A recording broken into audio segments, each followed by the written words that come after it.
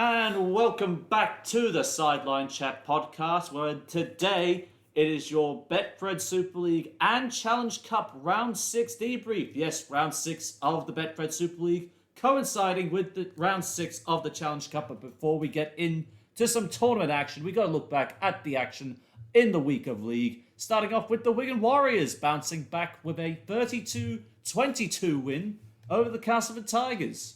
Castleford, you could say, had a competitive match to an extent. It was a tight match, and I believe Wigan were pretty lucky to escape with the win. Yeah, true, because Castleford looked to be all over them, and they had a period there, near at the end of the match, really, where Castleford looked in complete control. 50 minutes in, it seemed like Wigan were well in control of this match, with the tries going the way of Jai Field for one of them, and a 22-6. That's a pretty commanding lead that was almost surrendered. Yes, it certainly was. Trust Jai Field to get into space and score yet another try in his campaign. I think that's his 7th this season. I think that's way more than his 7th. I think we're pushing even higher than that. 7th or 8th, even 9th try this season. So, look, it's a game where it could have gone either way, really, near the pointy end of the match. Definitely near the pointy end. And, of course, the Tigers in freefall. I will say they have been, like the Leeds Rhinos, they have been in freefall. True.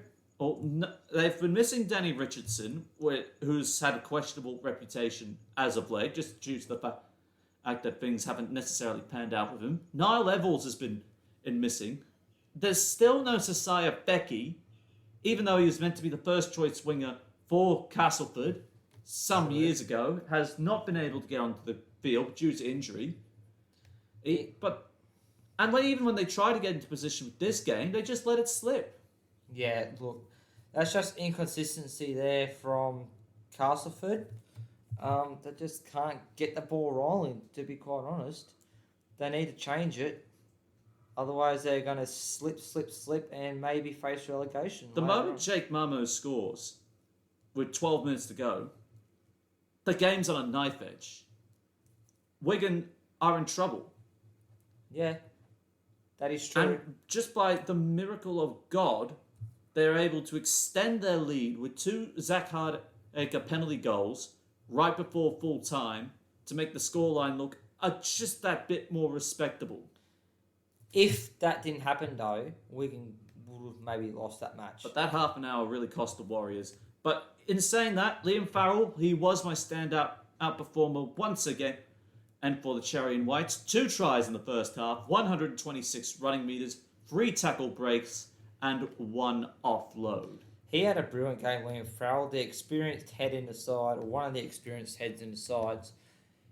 You guys puts in a performance like that, that's good. Good leadership. A consistent performer for the Wigan Warriors. Nothing surer about that.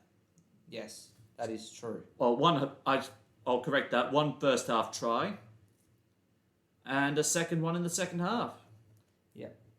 No, he had a brilliant game, Liam Farrell. Like I said, experienced head in the side that is a little bit inconsistent, but is more consistent than not. So it's good to see. But Castleford's right edge shot to hell again, and with Field and Farrell going through. But even then, Wigan just let that game go for a bit, and Castleford almost came away with the chocolates.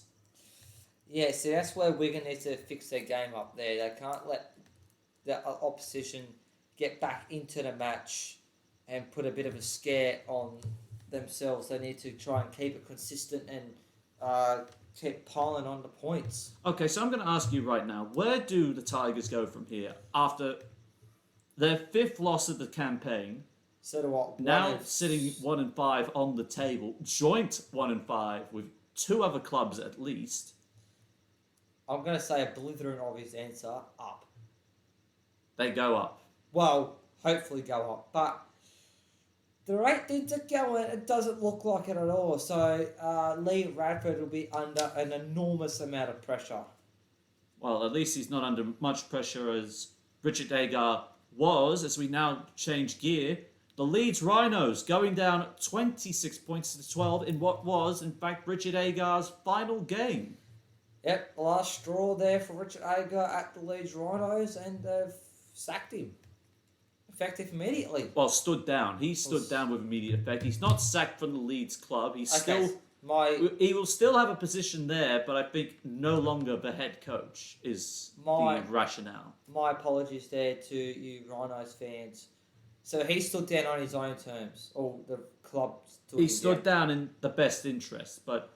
Really, so basically, if he stood down on his, say his own terms, on his best interest, he kind of would have known that the sack was coming sooner rather than later if he didn't stand down. So, yeah. No, credit to him for standing down before he got the sack. But it was an absolute disaster of a second half for the Leeds Rhinos. It was an absolute disaster after having 2 tries in the first half. Narrow window of leading over the Salford Red Devils, who questionable start to the campaign. Yes. Well, half and half, to say the least. They're 3-3, aren't they? Yeah. Yeah. So it's been an okay start, But that second half performance from Leeds, where Salford starting... Well, first of all, didn't help that Bodie Thompson was sent to the sin bin 1 minute before the siren sounded. So Leeds were already down to 12 at the start of the second half. Yeah. Fortunately, Leeds were able to hang on. But then, Saint Tadavano goes to the sin bin 3 minutes before... Or Thompson's due back, so now they're down to 11. And the only penalty goal they managed is to get up on the board, 12-8, for Reece Martin. Just the only point they scored, and then 3 minutes later, Salford just pounce.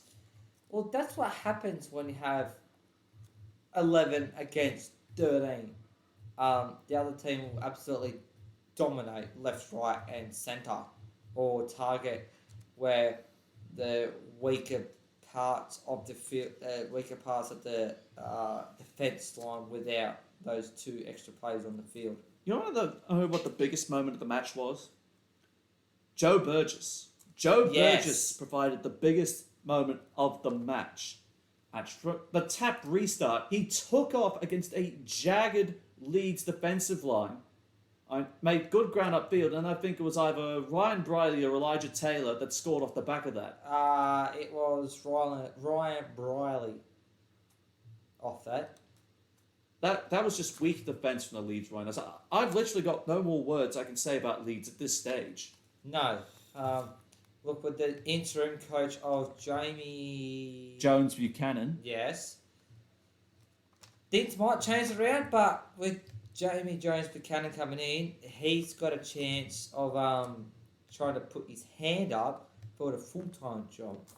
It is on a bit of a night's head, but a whole lot of ex-Leeds Rhinos legend on the ballot paper for becoming the next head coach. As well as... Getting back onto Salford, I would have to say impressed by that second half performance. Leeds' ill discipline was, of course, the Red Devils' gain, and I think King Vuniyayawa played a big part in that off the interchange. 214 running metres, 1 try assist, and 2 tackle breaks. Yep, so that's been the best game Salford have had. They snapped the losing streak, which is a good thing. I was hoping that we'll get we'll snap that losing streak sooner rather than later, because it didn't look promising at all for a little while. But it's good to see us back in the winners' circle and go 3-3 to start the year. Yes, but very surprising you go 3-3, but stranger things have happened. Yes. But Leeds are in a whole world of trouble right now. And alongside Castleford. Exactly. Although exactly the case. At least Castleford has still got their main head coach, Lee Radford. For now, at least. At the moment, yes. For now. That's a very big for now. Yes. That we have to note exclusively. But, there's actually talk Paul Rowley wants Joe Burgess back in the England setup. As part of the England side? Yeah. After the recent performances he's had in the last 2 matches. I was going to say, if he keeps up his performances, Sean Wade might do something about it. then again, he might not. So Well, it depends, because I think Tommy Makinson, Tom Davis are probably the first two choice flanks at the moment. Ryan Yes. Hall probably close behind them, and Jermaine McGilvery. And then, and of course, you can't leave Tom Johnston out of any equation. no, you can't, especially the rate he's been going as of late. But if injuries strike, Burgess could get a call up. Yeah, well, we'll see how that one pans out in future. Yes. Now, the Catalan Dragons extend their winning run to 5 as they down Hull KR 18 points to 10 in the first meeting since the semi-final clash last year. Catalans, like we said previously, slow start to the year, and they've come out the blocks and they've gone 5-0.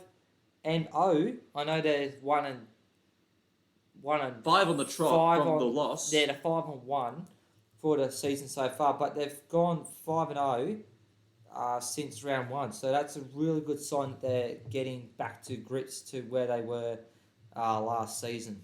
I'll admit, this game was a lot closer than I think anyone had thought, and especially the turning point, the Mitchell Pearce sin bin.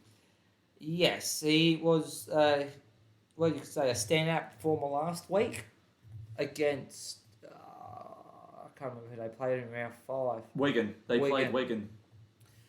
And he scored 2 tries there. Yep. And then he comes this week and puts himself in the sin bin.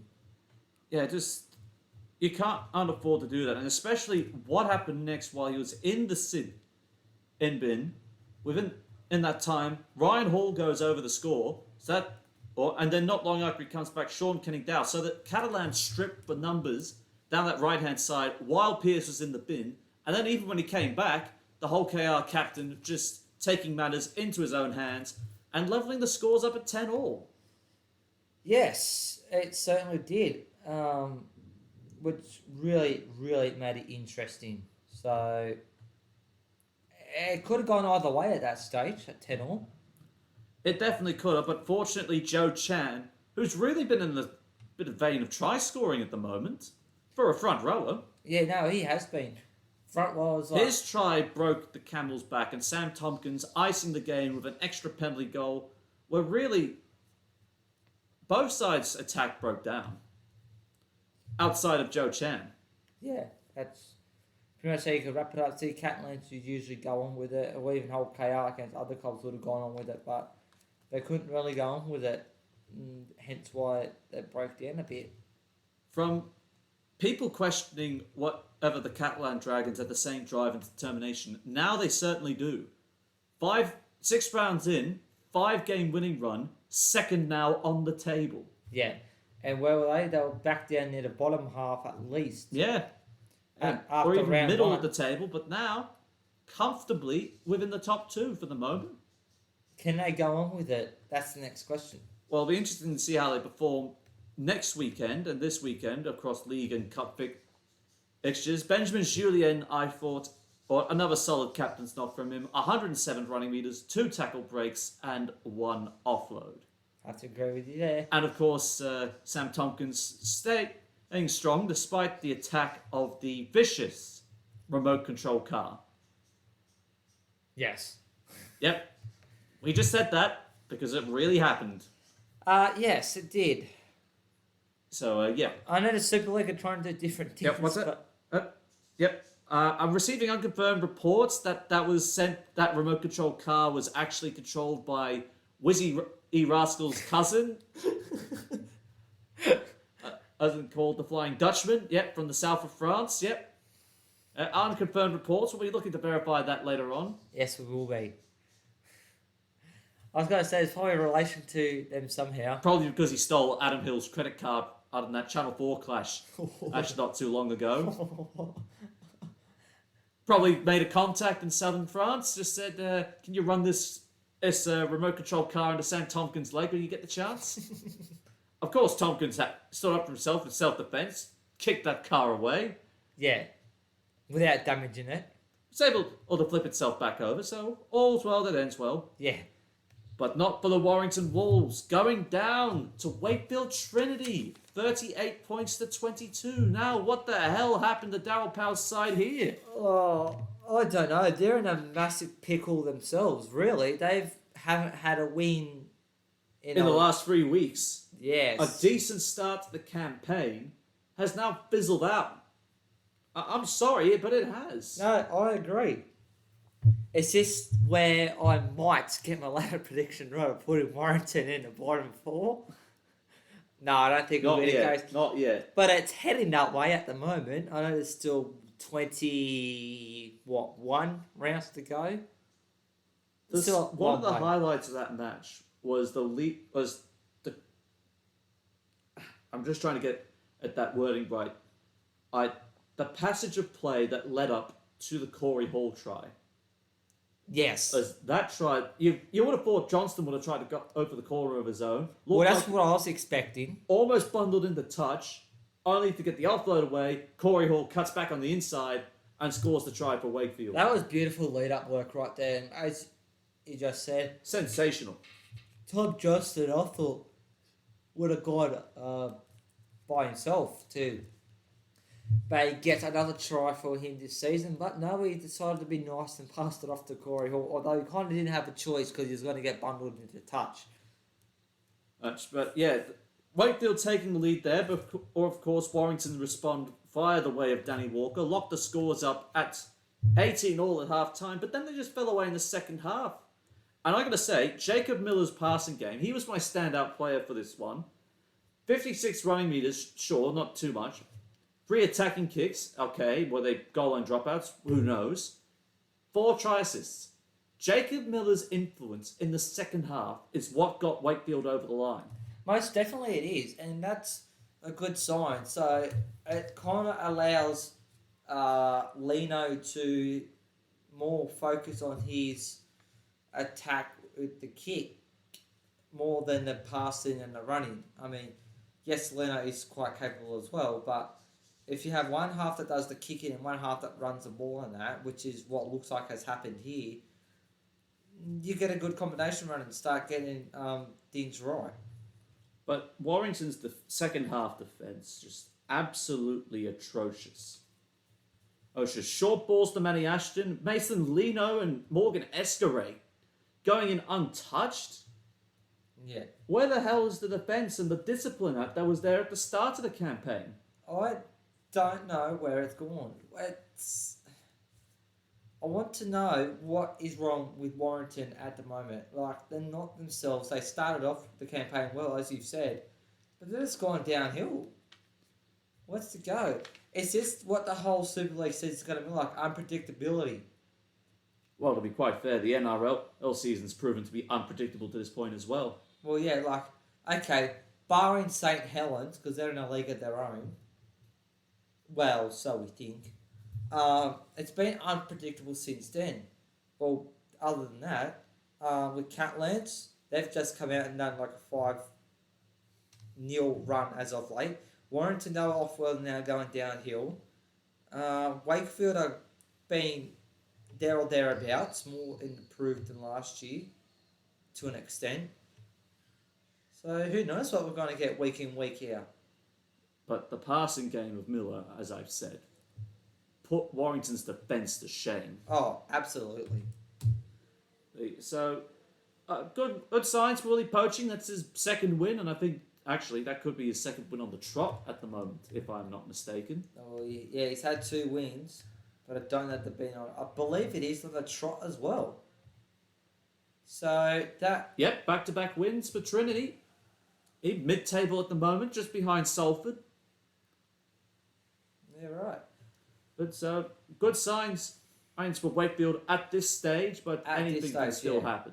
Oh, yeah, like I said, there's like 21 rounds to go, there or thereabouts. So, yeah, anything can happen. And speaking of things that could happen, the upset of the year to this point, Toulouse Olympique, after 6 weeks of struggling, have finally come away with their first win of the campaign and doing it in fine fashion against the reigning champions, 22-20.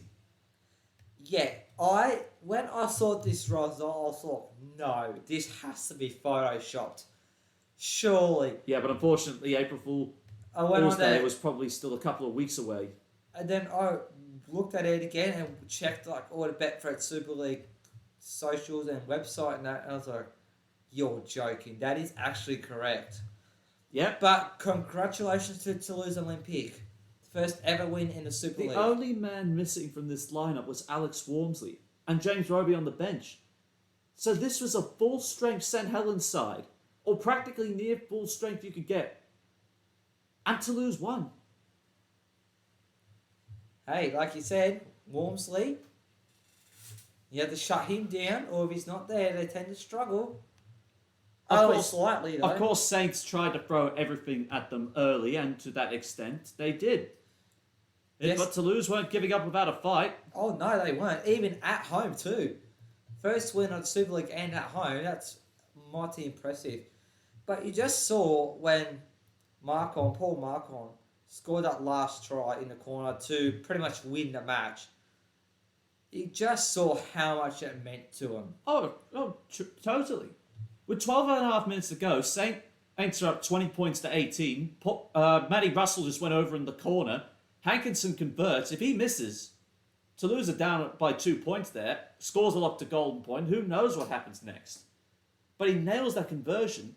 And then, I think he is the one that sets up the match-winning try for Paul Marcon in the corner. Yeah. But regardless of whether he did or didn't, Chris Hankinson, one try assist, 85 running meters, and 3 from 4 goals converted that saw Toulouse finally get their first win of the campaign. And it only took them, 6 weeks? Or it might have actually been in either Gigot or Lucas Albert that set up the match-winning try, but still, Toulouse are on the board. And against the reigning 3-time premiers. Bloody impressive. And the best part, the news gets even better for Toulouse, they now get a 2-week break or 2-week preparation for the next league match. True. So they get to sit back, rest, recover, and then begin their charge. If things don't slide backwards, of course. Of course. No, but really, when they almost beat Wigan, I thought, they're building to something here. Yes, they had a disappointing performance against Wakefield. Was it Wakefield? Yeah. Yeah, Wakefield. And then to come out and beat a top sides like St. Helens, I was like, wow. No, really well done to Toulouse. We were forecasting, just think of it this way, we were forecasting on Australia Day that Toulouse were going to get absolute railroaded. When they had this period, Warrington, Wigan, Wakefield, St. Helens, within the space of a month. Yeah. They've stood up. Competitive against Warrington, almost got the win against Wigan, and now have beaten St. Helens. Yeah. No, it's really good signs to see Toulouse finally get that win on board, although it is unfortunate they are still stuck on the bottom of the ladder. Only by points differential, but I tell you what, if they can beat Castleford... It's not a big points differential, though. They're pretty close on it.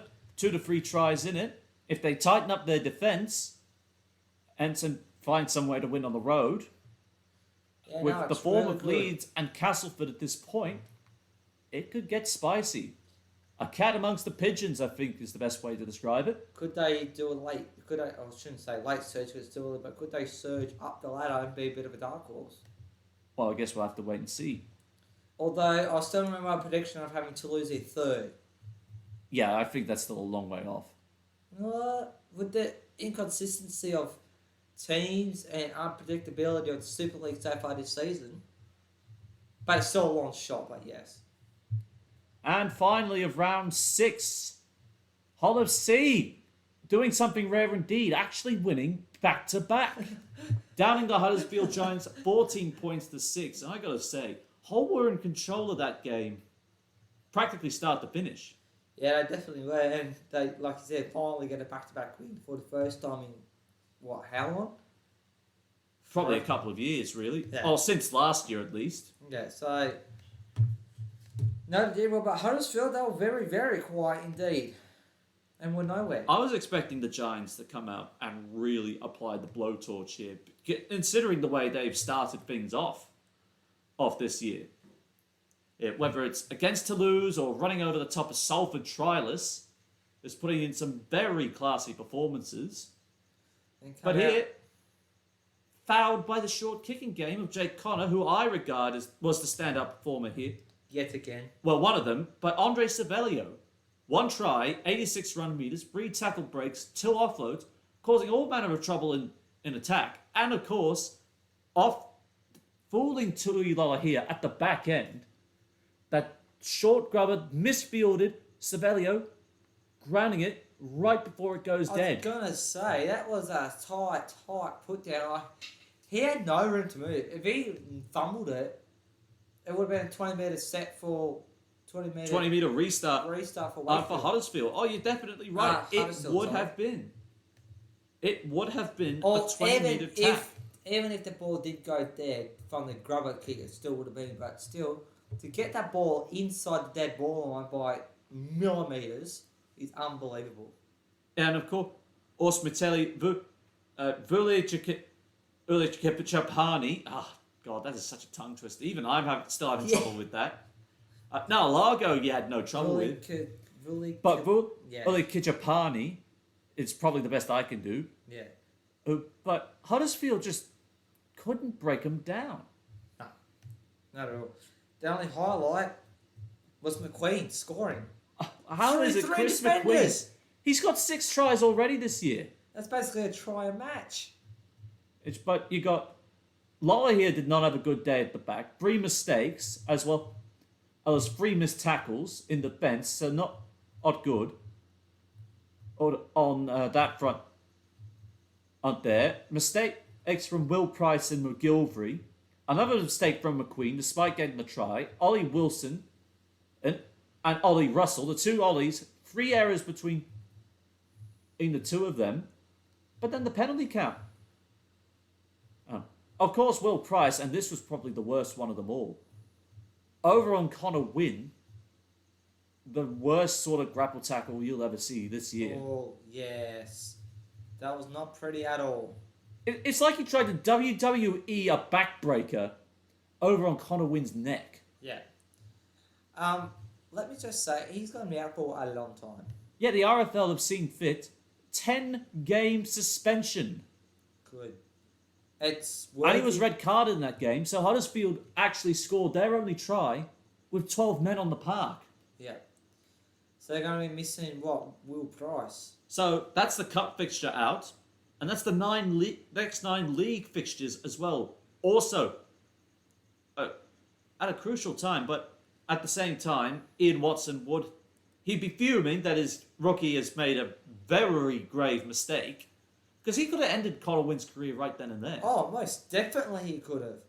It's a shame that Will Price is out, but it's a deserving suspension. It fits the crime well. I don't know how Huddersfield would go without him. Because he's been a bright spark with that side this season.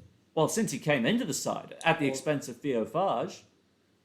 Might see Theo Fage back in the side. I think at this point, if he's injury-free, I think we will see him named. But Hull's finally got a back-to-back wins on the board. And would you say there's an air of confidence about it? Because their cup tie will count as a game for Luke Gale. He could be back as early against Wigan, or if not, he could be back against Hull for the Easter programme. True. So not only are Hull currently got some form behind them, but they could have Luke Gale back in time for some of the biggest clashes they have. Good timing. And really try and solidify their place in the top 6 at this point. Well, that's what I'm going to say. It's good timing.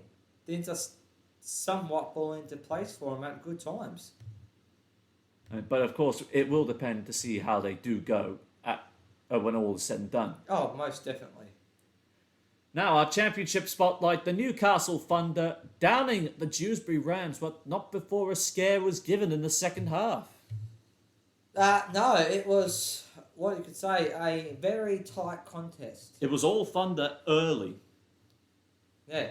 In complete control of that game. And were the Thunder. Absolutely they were. And we thought, look, it's all done and dusted. Thunder have gone on to win. But Dewsbury. Oh, Dewsbury's second half performance. Where did they come from? I don't know. I think the Lightning must have struck the right chord. Their ball movement. For a part-time side, their ball movement was pretty good. Yeah. I was just about to say, the Lightning must have struck Dewsbury in the right spot to get them going for the second half.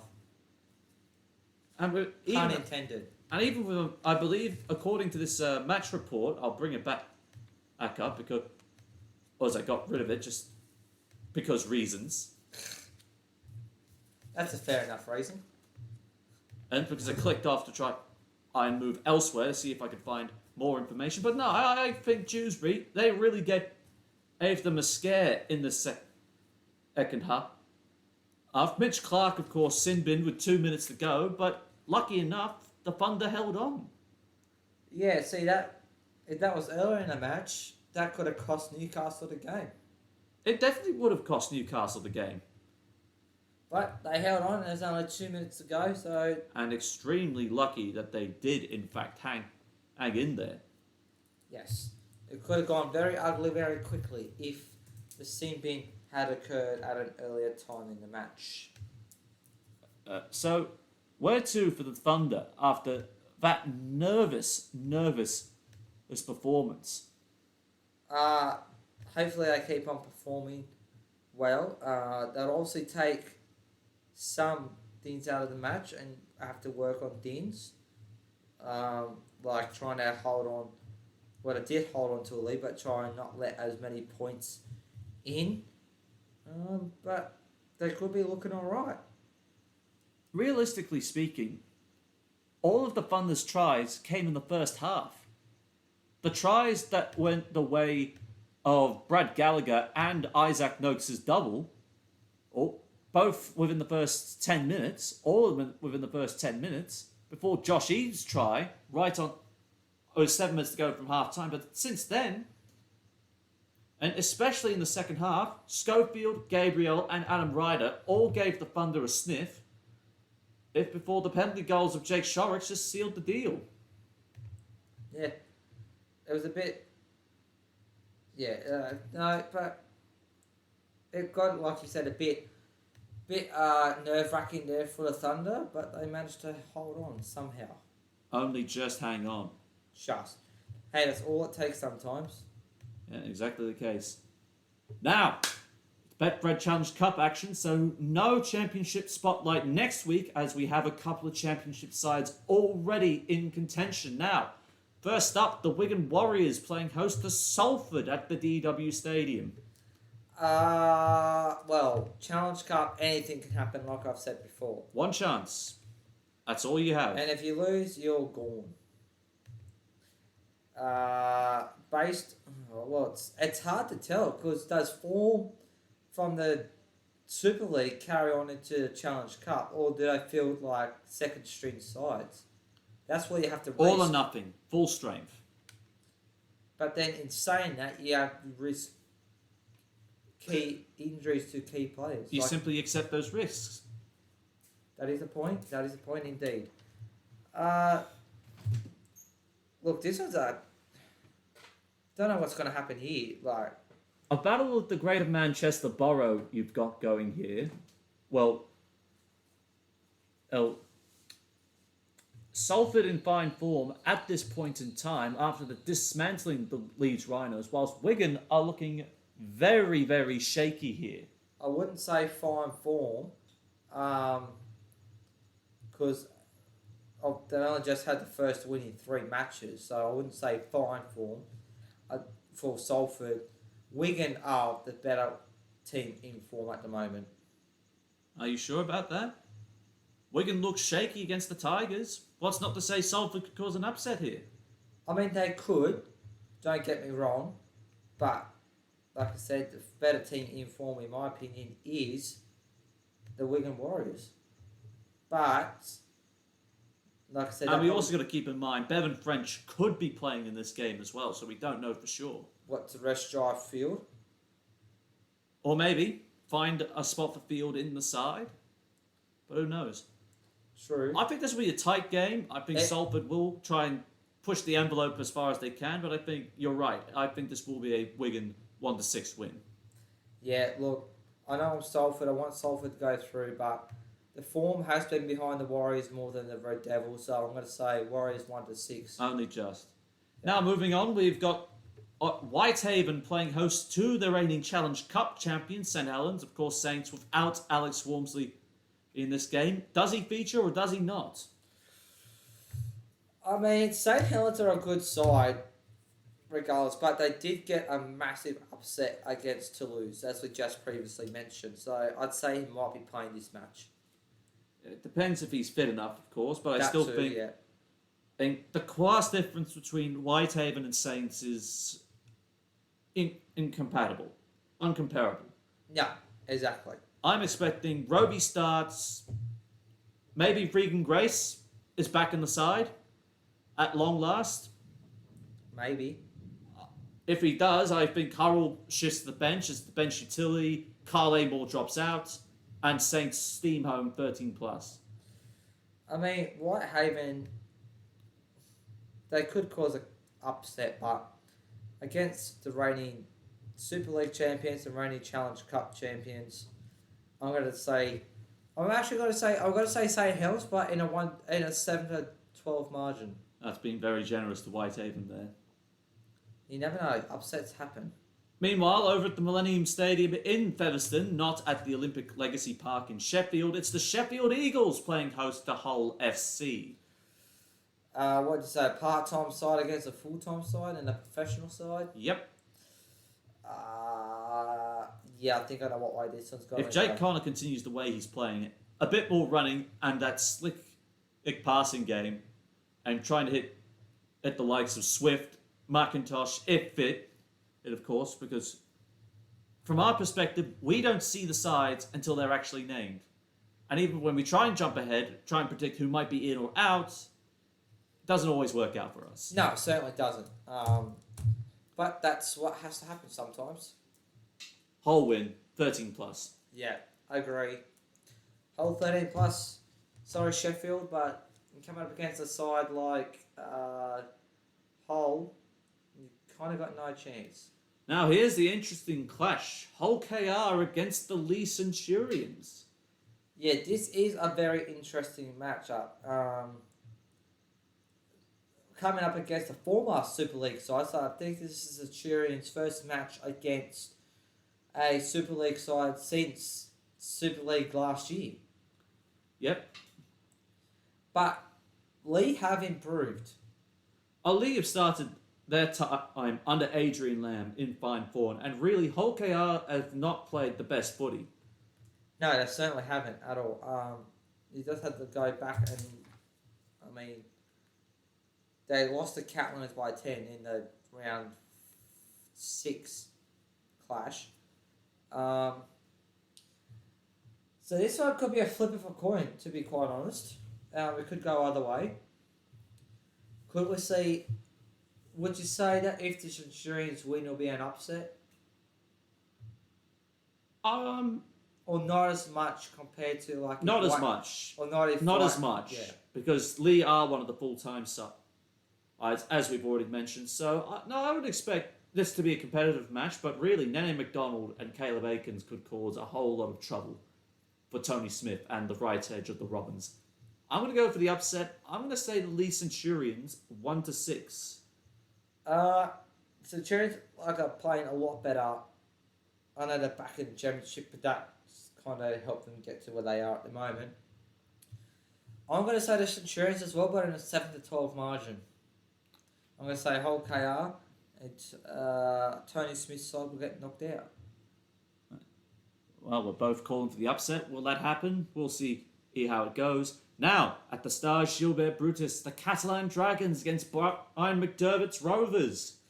With the likes of Essie Senny Lefeo, maybe, but definitely with Joey Leilua. Yeah. The Featherstone Rovers side, they've been playing pretty reasonable. You could say in the championship this year so far. So they'll give it their absolute best shot against Catalans. And players like Joey Leilua, he'll need to watch his discipline though. Oh, big time. Discipline will be the big thing here. Especially with Joey Leilua. Whether or not we get Jesse Senny Lefeo playing, we have to wait and see. With Catalans being at home, I reckon it's going to be a tight one. But I don't know in favour of who. Oh, that's the question, isn't it? Well, I've somewhat got an idea. I think the Catalan Dragons come away with this one 7-12. I think Beverson might try. If they start fast, they might be in with a chance, but I think the Dragons will still be too strong for them. Fair enough. Well, Catalan's obviously coming off 5 wins in a row at the moment.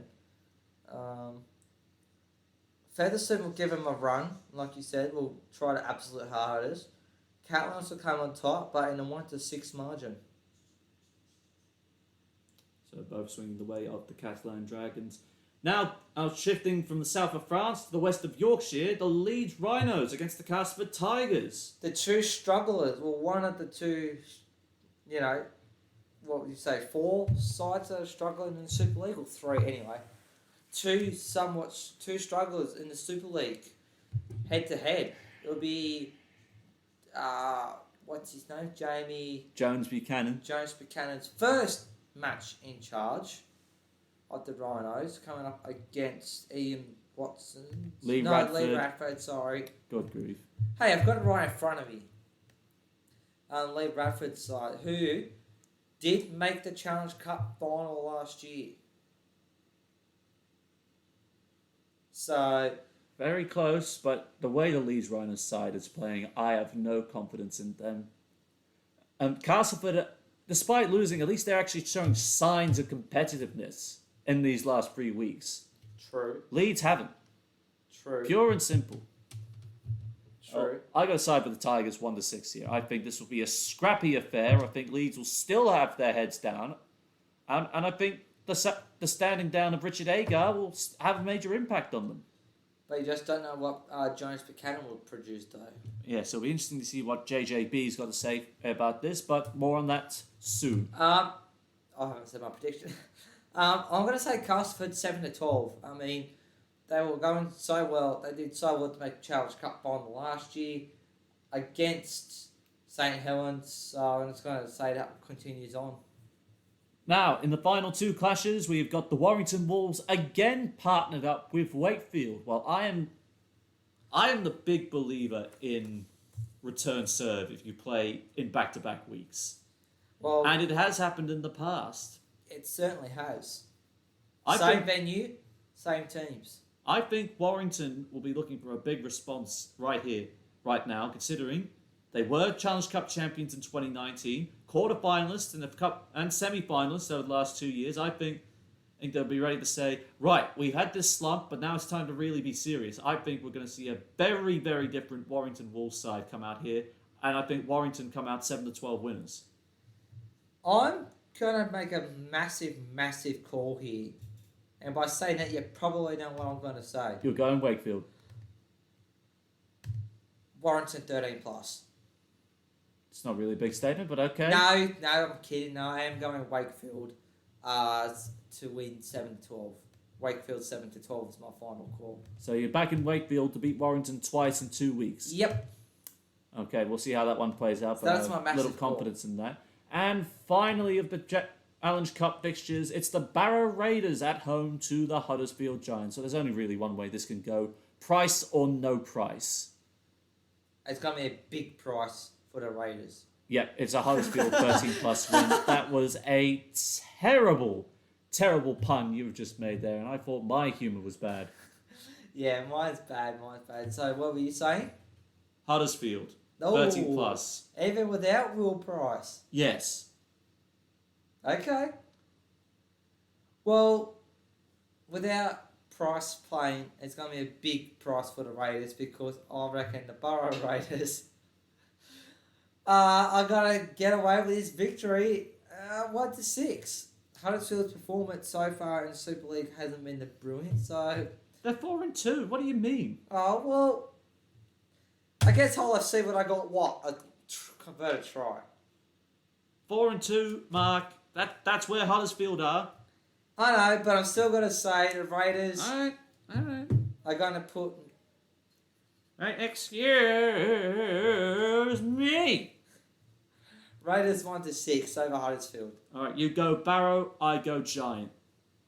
And on Someone's that gonna pay the price. bombshell, it is time for us to end this week. If you enjoyed either this part or yesterday's installment, don't forget to leave a like, subscribe to the channel, and click that bell for notifications so you never miss a week of rugby league action. Hope you enjoy all the footy over the weekend, and of course the Challenge Cup fixtures is not too far away. Will be interesting to see how the Super League sides go, and we'll speak to you next week. Along with Mark Hendry, I'm Con Marcellus, and you have been listening to the Sideline Chat podcast. We'll see you next Wednesday. See you later, folks.